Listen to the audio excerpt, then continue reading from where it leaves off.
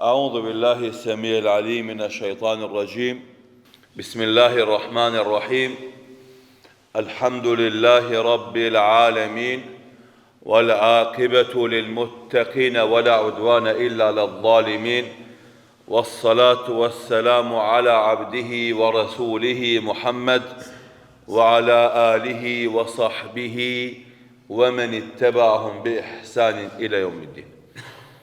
Të dashur dhe nderuar vëllezër e pranishëm në këtë xhami, vazhdojmë shëtitjet tona në këtë kopsht për plot dhunti e begati nga ky libër të këtij autorit, të cilit Allahu i Madhërisëm i dha jetë të shkurt, por i dha bereqet në punën e tij akademike, ja që edhe 11 shekuj pas vdekjes së tij, ne vazhdojmë me përfitu nga ajo që ai e kalon pas vete.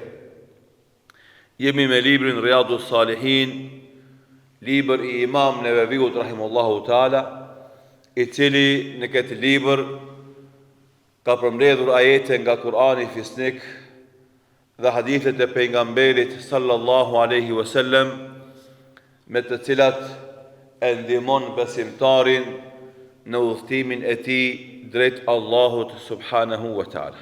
Edhe sot jemi në hadithin e tretë të këtij kapitulli që flet për vlerën e pushtetarit të drejtë, hadithi 661 me radhë që nga fillimi i librit, ku Imam Neveviu rahimahullahu taala thotë: وعن عوف ابن مالك رضي الله عنه قال: سمعت رسول الله صلى الله عليه وسلم يقول: إن خيار أئمتكم الذين تحبونهم ويحبونكم وتصلون عليهم ويصلون عليكم، وشرار أئمتكم الذين تبغضونهم ويبغضونكم وتلعنونهم ويلعنونكم. قال: قلنا يا رسول الله أفلا ننابذهم؟ قال: لا ما أقاموا فيكم الصلاة رواه مسلم. Auf ibn Malik radiallahu anhu thot: kam dëgjuar pejgamberin sallallahu alaihi wasallam duke thonë: të parët tuaj më të mirë janë ata që ju i doni ata dhe ata ju duan juve. Ju luteni për ta dhe ata luten për ju. Kurse pushtetarët më të këqij, të parët tuaj më të këqij janë ata që ju i urreni edhe ata ju urrejnë juve. Ju i mallkoni dhe ata ju mallkojnë juve. E i tham: ja Rasulullah, atë prishim beslidhjen tonë me ta? Tha pejgamberi sallallahu alaihi wasallam: jo, përderisa ata u falin namazin, jo, përderisa ata u falin namazin. Transmeton Muslimi në sahihun e tij.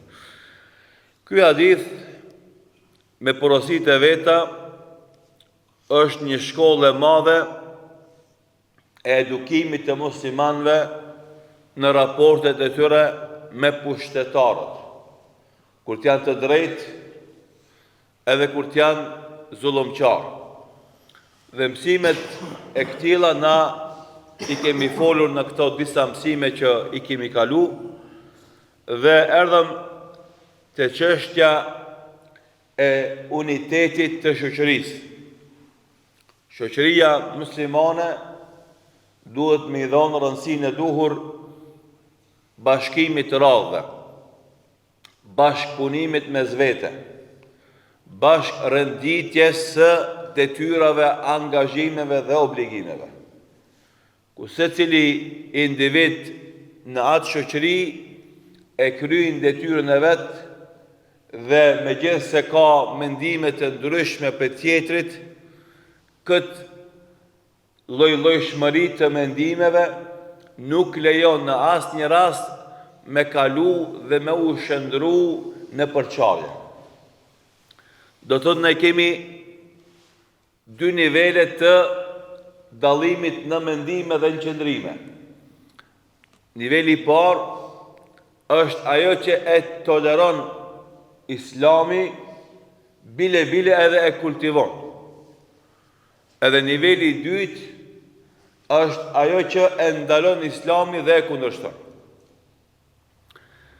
Na dje e përmendëm ajetin kuranor, innamal mu'minuna ikhwatun fa aslihu bayna akhawaykum, me të vërtetë besimtarët janë vëllezër e ju pajtoni vllazin mes vete.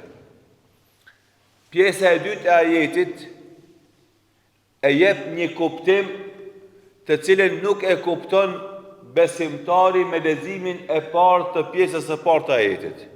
Me të vërtetë besimtarët janë vëllezër, pjesa e parë, ju pajtoni vllazit mes vete. Ku dul ky pajtimi tash? Ku ka pajtim? Ku duhet me ndërhyj me pajtu? Aty ku ka idhnim, ku ka mosmarrveshje. Tash pjesa e parë e ajetit nuk e përmend mosmarrveshje. Besimtarët janë vllazën mes vete. Që e jep me nën kuptu se megjithse janë vllazën, ata nuk janë një mendim. Megjithse janë vllazën, ata ndodh me pas mendime të kundërta. Edhe andaj dietarët kanë folë shumë për këtë mesele. Dhe për atë shkak unë e përmenda këtë rregull. Do thotë niveli I parë I toleruar edhe I dëshiruar është me pas mendime të ndryshme, të lloj-llojshme, edhe nëse janë të kundërta. Se ajo e zhvillon mendimin. Përplasja e mendimeve e mpreh mendimin. Kur ta marrësh çekiçin, edhe ki një pjesë llamarine, edhe e godet me çekiç, çka ndodh? Ajo llamarin hollohet, edhe merr formë, tu e godit, edhe bëhet e përshtatshme për ta përdorur. Edhe mendimi që e ki në kokë, momentin që përplaset me mendimin tjetër, rrehet, hollohet, edhe bëhet I mprehtë, edhe bëhet I përshtatshëm. E kuptoni sa është e rëndësishme me I përplas mendimet, që themi na me I rreh mendimet, se ato të hollohen, edhe bëhen të përshtatshëm.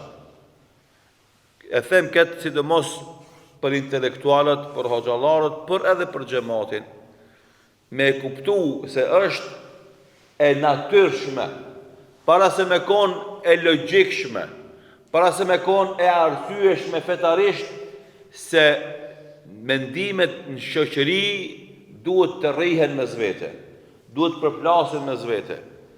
Edhe ashtu ato zhvillohen, ato bëhen më të paseta, më të kthjellta, më të dobishme. Një mendim, kur s'ka qenë dhe kur s'ka me qenë. Një mendim, veç kështu, çdo që është imponu një mendim, ai ka shkaktue çrregullim. Koha e komunizmit për shembull. Një mendim ka zgjat 10 vjet, 20 vjet, 50 vjet, 70 vjet edhe ka shpërthy. Shive largpamësinë e ulemave imamve. I thot halifja, o imam, Imam Malikut, bjerë librin tanë ta bëjmë kushtetut në shtetin tonë, shtetin islam. Ka thënë jo.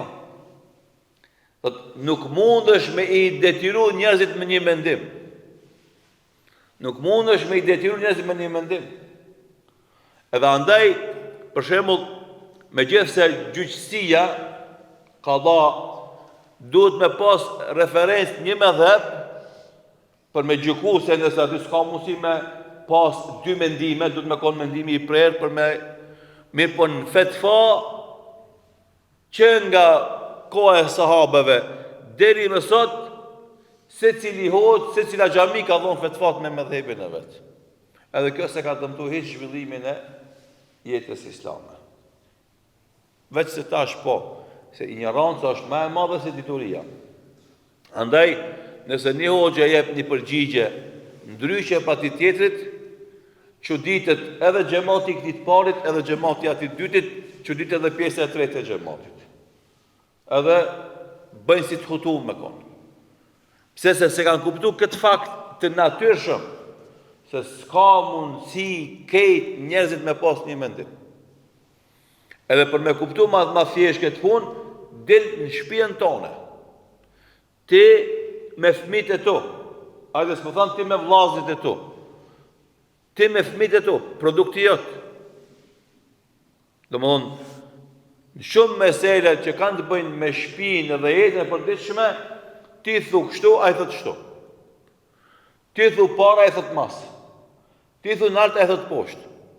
Edhe kjo është shumë e normale, shumë e natyrshme.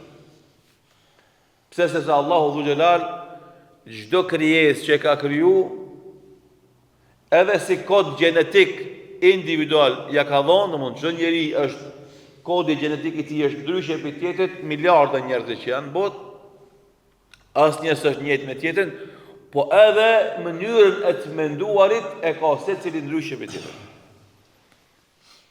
E çka bën feja? Feja na ndihmon neve që të afrojmë mendimet tona dhe t'i fusim brenda të njëjtës kornizë. Sikur se kjo xhami tash që është, ka muret. Shumë na këtu mrena imi 20 veta, 50 veta, 100 veta, s'ka lidhje sa. Secili prej nesh, domethënë tash këtë situatë që jemi, dikush është i ult me fytyrë nga e majta, dikush është majt me fytyrë nga e djathta, dikush është mbrapa me fytyrë nga përpara, dikush është përpara me fytyrë nga mbrapa, domethënë gjithë na jemi të ulur ndryshe. Me për gjithë na jemi brenda xhamisë Hatunxhuk. Edhe secili prej neve betohet se është në xhamin Hatunxhuk. Pozicioni që është brenda xhamisë, secili e ka ndryshe prej tjetrit. Dikush është i mbështetur, dikush nuk është i mbështetur, dikush është kom kryq, dikush është në gjojnë, dikush është me kam të shtrime, dikush është me kam të mbledhuna, dikush është i përgjumshëm, dikush është i kthjellë, dikush, ama këtë jemi në xhamin Hatunxhuk. Domthonë muret e xhamisë janë ato që përcaktojnë ku jemi na. Edhe kornizat e fesë janë ato që përcaktojnë ku jemi na. Dhe nda Allahu i madhërishëm subhanahu wa taala, do të rregullat bazike të Islamit i ka bë unifikuese, 5 shartet e Islamit, 6 shartet e imanit.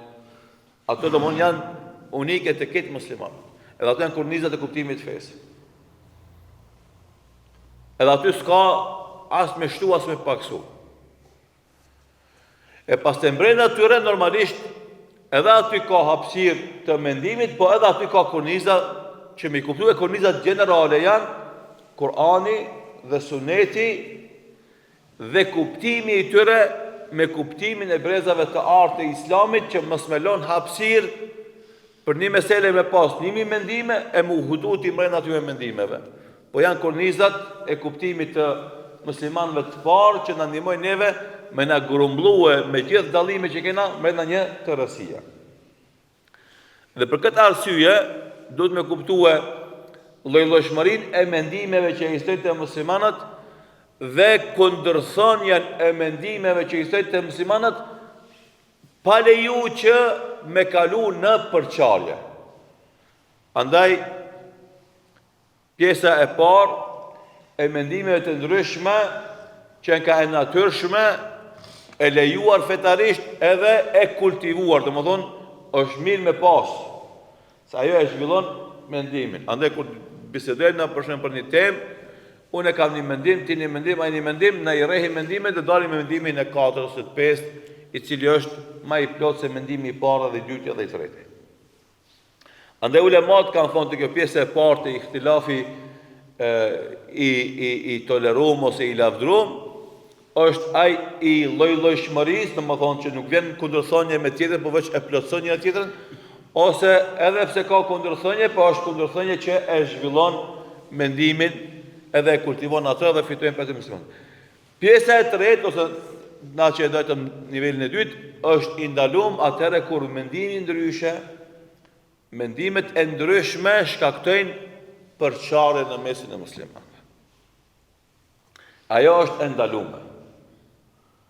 E fatkeqësisht, na si shqiptar, edhe si musliman, shumë po e kemi vështirë me kuptu këtë fakt, se jo çdo mendim ndryshe duhet me shkaktu përçarje. Jo vetëm pse tjetri s'mendon si une, duhet me kon une armik i tij, ose ai armik i jemi. Që kjo nuk lidhet njëra me tjetrën. Na mundet me pas mendim ndryshe dhe me kon vllazë.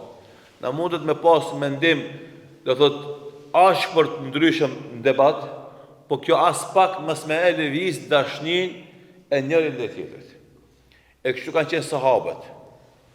Sahabët e pejgamberit sallallahu alaihi wasallam kanë pas shpesh herë, do thot, përplasje të qëndrimeve dhe mendimeve. Derisa edhe janë idhnu njëri me tjetrin, pe mendimeve të ndryshme. Mirë po ky idhnim kur njëherë s'ka shku deri në nivel të përçarjes. Është idhnu, e ka marrë idhnimin gjimsati, një saat, edhe pastaj ka përci. Në akşam ka vazhdu sikur se mësë më pasot kur gjonë. Nesën sabah është haru këtë a idhnim. Edhe kjo është kuptimi këtij ajeti kuranor, innamal mu'minuna ikhwa, me të vërtetë besimtarët janë vëllezër, pajtoni vëllazën mes vete. Kjo është porosi shumë e madhe sepse realisht fatkeqësisht na kemi shembull të keq. Kur i shohim dy vëllazën që kanë mosmarrveshje me vete, mes vete, na vend se me shku me i pajtu, shkojmë edhe vazhdojmë idhnimin edhe ma shumë. E luajmë rolin, do thot, e fitnexhis. Sikur se ai që e shef një zjarm të vogël, edhe vend se me shku me i gjujt ujë me fik, ai shkon një gjumë benzin. Edhe për zjarmit vogël e vën zjarm të madh. Andaj detyrë e besimtarit të vërtet, vllau të vërtet është që kur i shef dy shok, dy vllazën që kanë mosmarrveshje mes vete, ai me shku me i pajtu ata mes vete. Edhe mos me leju ai idhnim momental me kalu në idhnim afatgjat. Na kemi raste këtu te na në Shkup, në rrethin, që shumë idhnime spontane, do të thotë shumë idhnime të parëndësishme janë shndruar në idhnime me vite, me dekada. Edhe mas 10 vjetëve, 20 vjetëve kur e ka përci idhnimin edhe largimin mes vete, kanë thonë, po sa budallke, për çka u idhnu, për çka u nda. Edhe kjo është histori, domethënë është ajo tregimi që tregojnë ato tregimet e vjetra arabe, puna e cjapit edhe shqiponjës, e të ne bishti dhelpës. E preki ujin, se preki ujin, idhnimi kot e kot, që i zgjat me ko, të arabët është, domethënë, a ishte cjap, a ishte shqiponjë, domethënë kodër nartë, dy shokë kanë pa, diku ka duk si cjap, diku ka duk si shqiponjë, jo ke shqiponjë, jo ke cjap, flytëroj shqiponja, tha ja, kjo është kitha për i natit, tha cap, është e nënë se flytëron. Edhe idhnimi vazhdon. E kësi shembuj, do kanë ekzistu, mirë po detyre e muslimanëve është, nëse ka kësi lloj mos marrveshjeve me i ndihmu ata me i ka vërcy. Edhe në prizmën e kësaj, o xhallarët e sotit, sidomos ata që kanë mosh, ata që kanë përvoj, e kanë detyrë dhe obligim me i eduku edhe hoxhallarët e ri, edhe xhamatin e vet, që me konë zemërgjan njëri me tjetrin. Edhe mos me leju me kalu mos marrveshjet me një mesele fikhore, me një mesele shoqërore, me një mesele aktuale, bashkohore, politike, mu bo shkak, mu idhnu dy musliman me zvete. Po thjesht me kuptu e se cili është duke kontribu për ta shërby kauzën kryesore në jetën e tij, ajo është feja Allahu dhu xhelal. Pastaj është interesi kombit ti, edhe vendit ti. E pastaj vijnë interesa tjera sipas kategorizimit. Edhe përmendëm na se Allahu Dhu Xhelal ka ndaluar mosmarrveshje që çojnë në përçarje. Dhe në surën Al-Hujurat, ajeti 105, Allahu Dhu Xhelal shimë në shkallot: "Wala takunu kalladhina tafarraqu wa ikhtalafu min ba'di ma ja'ahumul bayyinah." Mos u bani si ata që u përçan. Masi kishin mosmarrveshje, mosmarrveshje u erdhë mas u erdhën faktet dhe argumentet. Ne muslimanat e kemi Kur'anin, e kemi Sunetin dhe kemi atë trashëgimi të madhe të brezave të artë të Islamit që quhet es-Salafus Salih. E ty pas këtë ato argumente dhe mekanizma për të kuptuar të vërtetën, me ardhmë pas mosmarrveshje, themi po, normal është sepse kuptimet tona dallojnë edhe argumentet jo të gjithëve u arrin njësoj, tamam, ama me arrit që me kjo mosmarrveshje më shndruar në përçarje, kjo s'lejohet. Se Allah që thot: "Wala takunu kalladhina tafarraqu." Mos u bëni si ata që u përçan mes vete. Domthon që argumentet fetare nuk e ndaluan mosmarrveshjen, edhe kjo është normale, po ajo mosmarrveshje u shndrua në përçarje, kjo nuk është normale. E mos u bëni si ata. Pse? Sepse përmendëm dje se përçarja është dobësi, është humbje force, dhe normalisht është dështim. Asnjëherë nuk ka mundësi me arrit sukses në qëllimet tona nëpërmes përçarjes. Gjithashtu Allahu subhanahu wa taala jep një porosi në surën Shura ajeti 13, tregon atë trashëgimin e pejgamberëve të një pas një, dhe porosia në fund është e bashkimit dhe mos përçarjes. Thot Allahu Dhu Xhelal: "Shara'a lakum min ad-dini ma wassa bihi Nuhan walladhi awhayna ilayka wama wassayna bihi Ibrahima wa Musa wa Isa an aqimu ad-dina wa la tatafarraqu fihi." Porosi. Ne, thot Allahu i Madhërisëm, ju kemi sjellë juve ligje, me të cilët ligje i kemi porosit pejgamberët më herët. E kemi porosit Nuhin,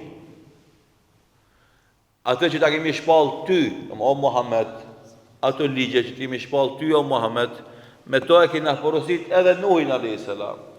Fillimin e dytë njerëzimit. Pastaj me ato porosi kena porosit edhe Ibrahimin a.s. babën e pejgamberëve. Pastaj kena porosit edhe Musën a.s. pejgamberin kryesor të Benu Israilve, po edhe Isin a.s. pejgamberin e fundit të Benu Israilve. Domthon edhe ty, edhe pejgambert para teje i kemi porosit me këto ligje që ti janë valide për ty, e ti çka kërkohet për teje? An aqimu ad-din. Ju zbatone fen, realizone urdhën e Zotit. Wala tatafarraqu fi, dhe mos u përçani në zbatimin e fesë. Mos u përçani, do thotë mos keni mendim ndryshe, po mos u përçani. Do thotë nëse unë edhe ti vim në xhami, i drejtojmë një të skible, unë e falem duke ngrit duar gjatë tekbireve kalimtare, ti nuk i ngrit duart gjatë tekbireve kalimtare, kjo s'prish punë. Kjo s'prish punë. Ti shkon në sejdë me gjunjë para se me i zbrit duart, unë shkoj me duar para se me i vendos gjunjë, kjo s'prish punë. Ti në tehijatin e parë këndon salavatin, ti s'këndon salavatin, kjo s'prish punë. I përmendi vetëm disa dallime në brenda namazit, për me tregu se këta nuk prishin punë. Të janë mendimet e ndryshme që nuk duhet me kriju përçarje. E nëse këto veprime të ndryshme, në këto detaje, shkaktojnë përçarje, çka duhet me bo? Shka? Si tha? Me i pajtu. Po nëse para se me ndodh pajtimi që s'merren vesh dy grupet, duhet me eliminua atë vepër që shkakton përçamje. Nëse është, për shembull, nëse ngritja e durve të mia shkakton përçarje dhe ai nuk e kupton se kjo është për shkak se unë jam i bindur se kjo është sunet, elo. Nuk prish punë nëse unë e lo sunetin për ta mbrojt unitetin. Edhe vjen dita kur ta morë vesh ai se kjo punë s'qen ka për inati, as nuk qen ka për t'u dallu, as për t'u veçu, atëherë edhe ai fillon edhe zbaton sunet. Mirë, po unë tash për inati këtij edhe ma shumë e theksoj. Njeti tani, a është për me zbatu sunetin apo me qunë ven i natin, është me qunë ven i natin. A ki se vape, s'ki se vape. Fatkesi shpesh herët e na, ndodhin disa sunete shkak për mos marveshe, ato mos marveshe shkak për përçarje, e të na, në vend se me ushtu dituria dhe urësia, shtohet qka? Inati dhe grindja. Edhe bëhet për. Unë e solla shembull një moment namaz, pastaj këtu dalin shumë momente. Në veprimet tona shoqërore. Edhe atë që e tham edhe në dersin e kaluar, edhe në dersin e mëhershme, të sidomos të problemet shoqërore aktuale. Edhe nervoza që prodhohet, edhe urrëtia vllau në vet për një mesele që në origjinë jo që zë me pas idhnim vllau me vllau, pa as me marë parasysh që ajo me i nda dy besimtar që dyt i ka bashkue kibla dhe ibadeti. S'ka shanse. Ama fatkesish kjo është realiteti i hidhur cilin e të imna dhe të cilin na realitet duhet me e korrigju në prizmën e ajetit planor ku vllaznit idhnon me zvete ju pajtojnë ata. Ne i pajtojna me këshilla gjenerale. Kur t'i shohim dy vllaznit që janë idhnum konkretisht, i këshillojmë dy vllaznit që keni frikë Allahun, mos lejoni gjëra të parëndësishme me ju nda juve dyve që ju kanë bashku gjëra më të rëndësishme se ato që ju ndajnë juve. Andaj, porosia historike që nga Nuhi a.s. baba i dytë i njerëzimit, mas Ademit a.s. e deri te Ibrahim e baba i pejgamberëve, e Musa a.s. pejgamberi kryesor i Benu Israilve, e Isa a.s. pejgamberi i fundit i Benu Israilve, edhe ti o Muhammed vule këtë pejgamberëve, këtë ligjet që kemi shpall juve, ngelet porosia, zbatoni ato dhe mos u përçani. Dhot porosi te i historike, që ka me veti, jo vetëm peshën e argumentit pastër, profetar, shpalljes, po e ka me veti edhe argumentin e zhvillimit historik, që gjithë pejgamberët e Zotit kanë folë me popujt e tyre, mëson e fen, kap në fen, por mos lejoni që kuptimi i fesë, zbatimi i fesë me shkaktu përçarje mes jush, e ju zatën i një pak, edhe zatën i një dopt, po edhe nëse përçaheni mes vete, çka ngelet për juve. Ajo porosi që është dhënë atëherë gjatë gjithë shekujve të historisë me mija vite, sot na e shohim me sy se rëndësia është edhe më e madhe. Ku ummeti islam sot është i dopt, ku muslimanët janë pikë 5 zatën, është tamam punë edhe më një xhami musliman mes vete me ose më një katon ose më një qytet. Mos me ditë muslimanët me gjetë gjuhët përbashkët, me i menaxhu mos marrveshjet. Edhe andaj në prizmën e kësaj që folëm na, sot elhamdulillah dietarët musliman e kanë prodhu një dituri të re, një produkt intelektual akademik të ri, e quajnë menaxhim i mos marrveshjeve.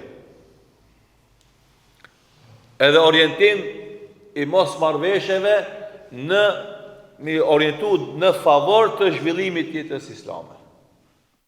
Kjo është me të vërtetë një produkt shumë i bukur, shumë i mirë, që ka ardhur nga, do thot, nga angazhimi ulemave se si këto mos marrveshje që janë shtu në mesin e umetit islam me shëndru në energji pozitive, në kontribut konstruktiv.